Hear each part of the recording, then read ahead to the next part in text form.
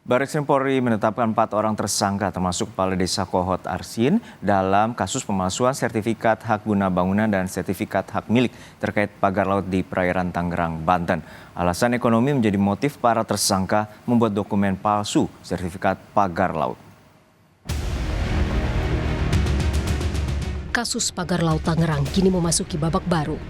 Barreskrim Polri menetapkan Kepala Desa Kohot Arsin sebagai tersangka kasus pemalsuan sertifikat hak guna bangun dan sertifikat hak milik terkait pagar laut di perairan Tangerang, Banten.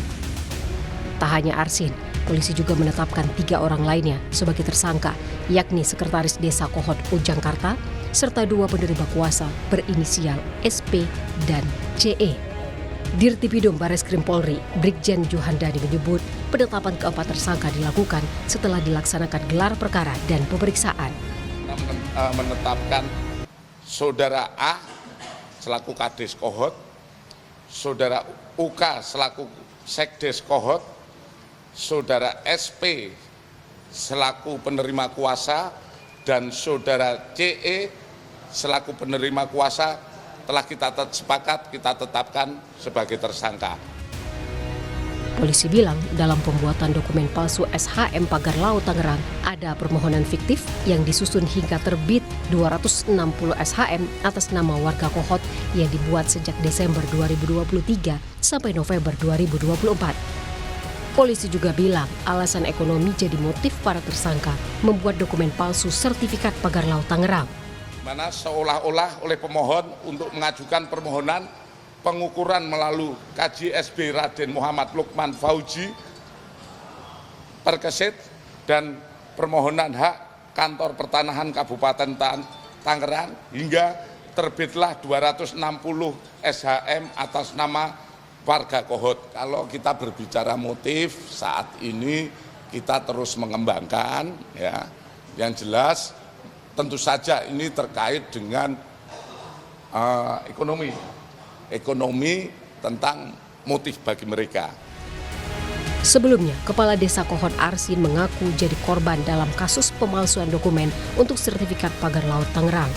Arsin menegaskan karena ketidaktahuannya pada proses pembuatan sertifikat tanah, ia menjadi korban pihak ketiga. Saya juga adalah korban dari perbuatan yang dilakukan oleh pihak lain. Tentunya ini terjadi akibat dari kekurangan pengetahuan dan tidak hati-hatian yang saya dapat lakukan pelayanan publik di Desa Kohot. Selain menetapkan 4 tersangka, polisi juga akan terus menyelidiki pihak yang menginstruksikan dan memanfaatkan dokumen palsu pagar laut Tangerang. Polisi juga akan berkoordinasi dengan imigrasi untuk proses pencekalan 4 orang yang kini menyandang status tersangka. Tim Liputan Kompas TV. Kita bergabung dengan jurnalis Kompas TV, Edwin Chan, dan juru kamera Zamzari di Barreskrim Mabes Polri Jakarta.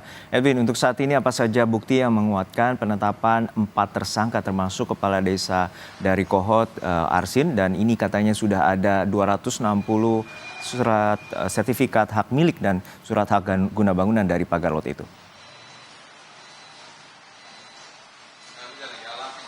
Selamat siang Juno dan juga saudara. Kalau ditanya terkait dengan apa saja bukti yang menguatkan dari dinyatakannya 4 tersangka yang kemarin disebutkan oleh Direktur Tindak Pidana Umum, di sini ada Brigjen Pol Juhandani Raharjo Puro, memang menyatakan sejumlah surat-surat yang ditemukan yang dimana diduga dimanfaatkan oleh para tersangka untuk kemudian melakukan permohonan pengukuran, lalu juga melakukan pernyataan hak seperti itu ya. Nanti akan saya jelaskan, tapi yang pertama pastinya ada surat palsu berupa girik. Lalu yang kedua ada surat pernyataan penguasaan fisik bidang tanah, dilanjutkan surat pernyataan tidak sengketa, surat keterangan tanah, dan juga surat pernyataan kesaksian, surat kuasa pengurusan permohonan sertifikat dari warga Kohot, dan juga dokumen-dokumen yang dibuat oleh Kepala Desa dan Sekretaris Desa dari periode Desember 2023 hingga 2024. Nah, dari surat-surat itu memang digunakan dan dimanfaatkan, diduga diklaim oleh pihak kepolisian untuk mendapatkan permohonan pengukuran melalui kantor jasa surveyor berlisensi, lalu juga ada untuk mengajukan permohonan hak kantor pertanahan Kabupaten Tangerang. Nah, ini yang memang menjadi bukti kuat.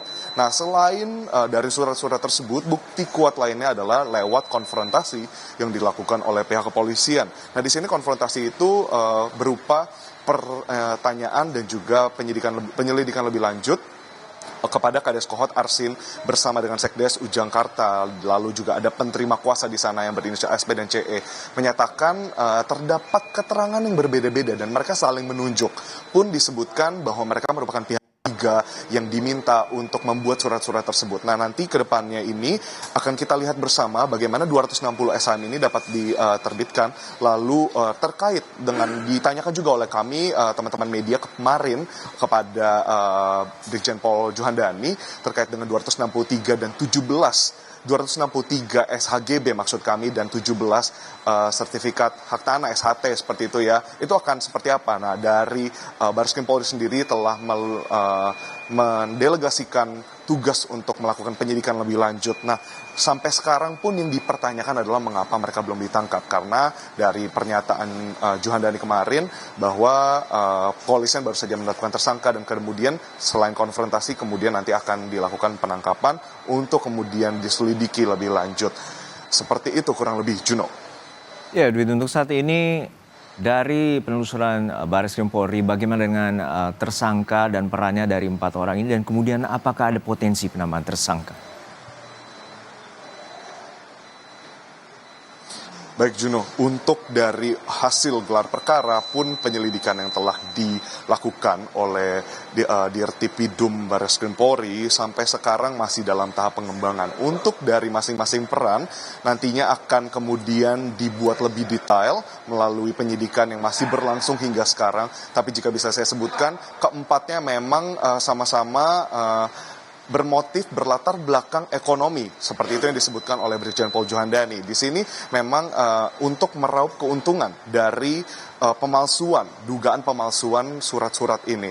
Nah, Juno dan saudara, terkait dengan potensi munculnya adanya tersangka-tersangka baru tentunya masih kita bersama nantikan, tapi dari pernyataan kepolisian memang tidak menutup kemungkinan karena memang pendalaman masih dilakukan berupa apa saja motif. Walaupun memang disebutkan motif ekonomi, tapi ingin diketahui lebih lanjut siapa orang-orang, jumlah uang berapa yang memang masuk ke rekening yang nantinya akan ditelusuri lebih lanjut, lalu siapa yang meminta, karena memang di sini dari para tersangka yang telah dikonfrontasi sebelumnya menyatakan ada yang menyuruh mereka, lalu berikutnya ada juga pihak-pihak yang membantu mereka. Nah, itu semua akan ditelusuri dan memang di sini dari Brigjen Pol Juhandani sendiri menyatakan dan meminta kita semua untuk menantikan hasil penyidikan.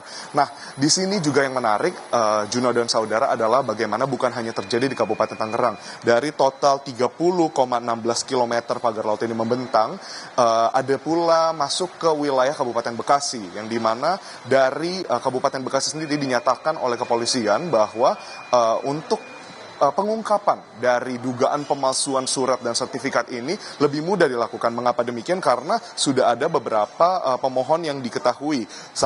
Beberapa di antaranya adalah PT MAN, PT CL, dan juga PT TRPN. Nah, di sini bukan hanya dari Kabupaten Tangerang yang akan punya potensi bertambah tersangka, tapi juga dari pagar laut Bekasi, yang dimana sampai sekarang mengapa bisa disebutkan bisa bertambah dari total keseluruhan kasus, buntut kasus dari pagar laut ini, karena memang telah dilakukan sinkronisasi data dan juga laporan yang diterima oleh Dirtipidum pun disesuaikan dengan yang ada di Badan Pertanahan Nasional mengenai dengan adanya pagar laut yang dibangun bukan hanya di desa Tarumajaya seperti yang dilakukan oleh TRPN sebelumnya, tapi juga ditemukan PT MAN dan PT CL ini juga ditemukan dekat, tidak satu areal, berbeda desa, yakni di Desa Induk Jaya. Nah, ini semua nantinya akan bergulir, kita akan simak bersama dan pantau bersama. Pun saya sekarang berdiri di Bareskrim Polri, sebagaimana yang bisa Anda lihat, saudara, memang nantinya di sini juga akan datang